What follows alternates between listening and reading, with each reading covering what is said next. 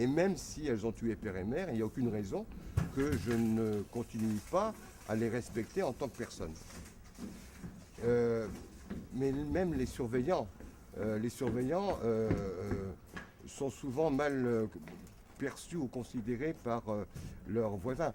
Je lisais encore récemment l'interview de l'épouse d'un surveillant qui avait peur de dire à ses voisines que son mari était surveillant.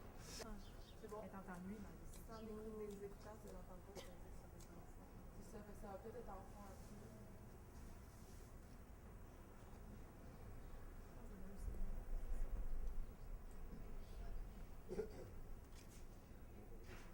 peu. Suicidaire. Ceci étant, j'ai eu deux personnes que je voyais régulièrement et qui un jour m'ont dit j'ai fait une tentative de suicide. Elle m'a montré son cou, elle venait, personne n'était au courant, c'est à moi qu'elle l'a dit.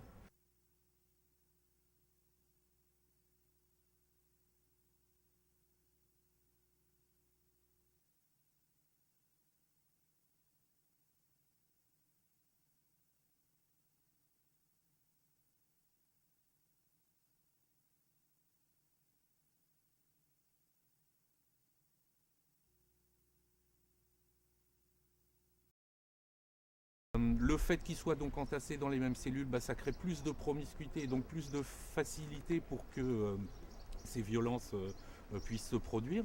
Et puis quand on est collé dans 9 mètres carrés à 3, 22 heures sur 24, parce qu'on n'a que 2 heures de promenade par jour, vous comprenez bien, moi je sais que même avec mes meilleurs amis, si on m'obligeait à vivre 22 heures par jour avec eux, ça finirait en baston vraisemblablement. Donc ça c'est la situation quotidienne qui est imposée aux détenus.